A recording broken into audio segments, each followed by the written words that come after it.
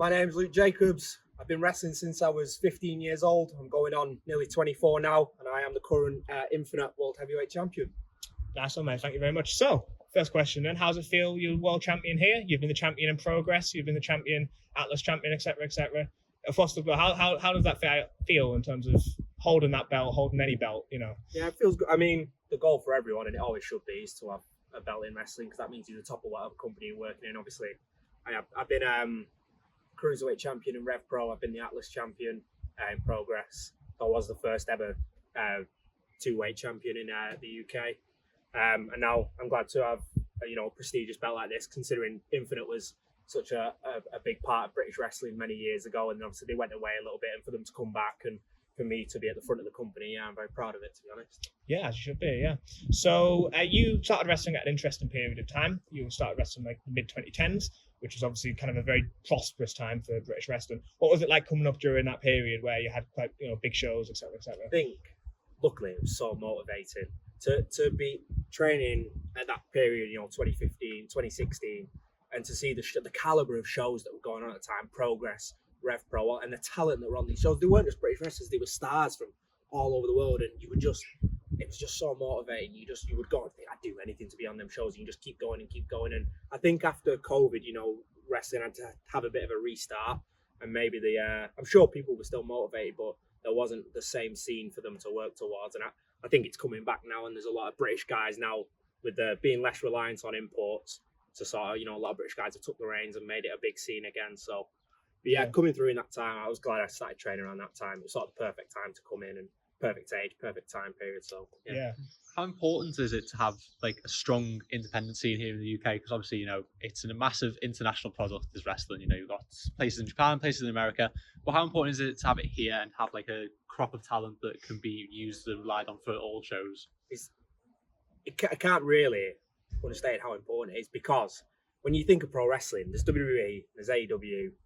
WWE is the biggest by miles and miles and miles, even in comparison to AEW. But it's that really, you've got the three American companies with TNA included, then Japan, they've got New Japan. After that, that's it. It's the independent level. Below that, that's it. It's not like other companies and other businesses. There's four main companies and everything else below it's independent wrestling.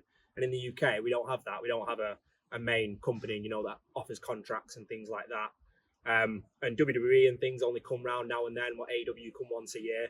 So it's left to all the independent guys really to have a thriving scene and give people in the UK an avenue to watch pro wrestling live, when the big companies only come and we're treated as a bit of an afterthought, to be honest. But then it doesn't matter anyway, because the independent profession in the UK is so top tier, and some of the Americans couldn't lace our boots anyway, so it's fine.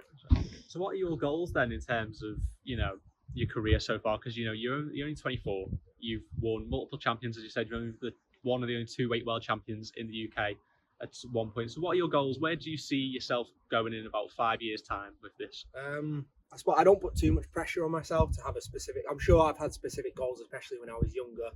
But I think if I put too much pressure on myself to do one specific thing, it might take away from the stuff I'm doing currently. But one of my main things is just be one of the top guys in the UK, and I'm on that path now, I feel anyway. But my dream, I've definitely more of a dream than a goal, is to always go to Japan and be, because a lot of my favourite wrestling is from sort of the 80s and the 90s in Japan, when they had like top gaijins, guys like Stan Hansen and Terry Gordy and people like that. So I always thought, if I could go and be over a top gaijin in Japan, that was always my goal really. And people have done it now. You've got guys like Ospreay who went there, and Zack Sabre Jr., who are, although the term top gaijin isn't really used anymore, just means foreigner. But they've done it, and it's still that it's still amazing that it's possible. But there's not too many guys that have done it to the extent they have. But that's my goal. So they like huge motivations for you in that kind of sense. Yeah, absolutely. Yeah, like kind of on the subject of Ospreay and kind of Zack Sabre Jr., you've got Joe Hendry at the minute, and TNA is doing quite well. We started obviously about Miss Drew Galloway out from WWE, obviously.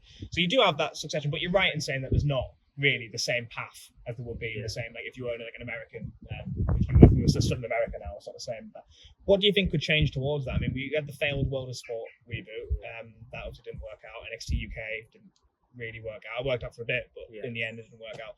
What do you think went wrong with those projects, and what do you think maybe could? I think World of Sport, you can just watch one episode, you knew what fucking went wrong. Pardon my language, pardon my potty mouth. It was people that was presented. It wasn't presented as pro wrestling. It was presented this weird ITV, and it was so obvious that people who didn't understand pro wrestling were behind it. But yeah, you watch. I watched the first episode when I was, I don't know, 15, 16 years old. And I was like, dog shit. And so it's maybe for the best that that's gone. NXT UK, I don't even know where. I just don't. I don't know if there was a lack of star power in the company or what. But I think when they had the stars, they'd just go to America, and there wouldn't be much left for fans to sort of stick behind. And then they didn't. COVID was probably the thing that put it in the ground the most. But yeah, I'm not sure what it is, but it doesn't matter anyway because the wrestling in the UK is just thriving, and there's so many top talents. We don't need NXT UK and World of Sport. We'll be all right on our own. So. Yeah. But kind of, we asking everyone this. You mentioned about your love of like 80s and 90s Japanese wrestling. What do you think was the moment where you kind of saw that and thought, maybe as a young man, like, that's what I want to do. I want to be that. What was it? Was there a particular moment or a match or even a show? Like something. The particular moment really didn't come from like 80s, 90s. It was more recent, really. Well, back in 2016, I think. I don't, because I grew up loving wrestling since I was 3 years old. My brother had Here Comes the Pain, the game. He had that. That was my first exposure to wrestling. But then, and I grew up loving it. But I never knew it was a thing you could just do. You could go and find a training school and start. And then I watched. It was over at WrestleMania 32 weekend. I saw American Alpha win the tag titles at Takeover Dallas, and I just thought, oh my god, I need to do that. I don't know what it was. Like I hadn't even really followed like NXT at that point, but I in like the package they'd shown the story and it was fairly self-explanatory, and I just saw them win. I was like, that looks amazing.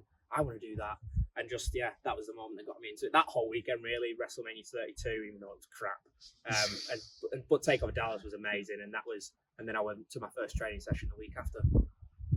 It was a big event, 32. I do remember it. It felt like a really big deal. Yeah. That the whole weekend went, because it was one of the first full weekends of NXT takeover. Yeah. And then WrestleMania. It was the start of that boom period for WWE. Definitely, yeah. That NXT got that. The NXT boom period was incredible. Yeah. That was some of the watching that stuff. That was incredible. It Yeah, still made me have faith in American wrestling. Because WWE was crap at the time. But how's your faith in American wrestling now? AEW, how you feel? I don't really watch it. Yeah, I just sort of focus on what I'm doing, and obviously I keep up to date. It's important to know the scenes and whatnot, but it's amazing that there's competition again in America, and there's different avenues for people to go. You've got WWE, AEW, TNA, more the better, really. So yeah, you've had a short yet storied career so far. You've done a lot in a short amount of time, particularly given we're in a literal global pandemic and slap bang in the middle of that. Is there any matches in particular that you can look to in your career and you hang your hat on that so far and kind of think that's or you just.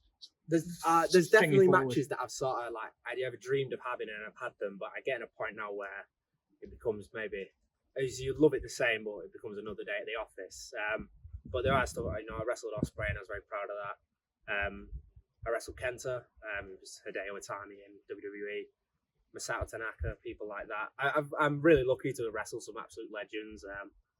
But yeah, there's probably too many to list off, and I'd forget one and think, oh, what a fucking idiot. But yeah, I'm proud of the body of work I've managed to make, especially since the pandemic. So yeah, nice one. Perfect.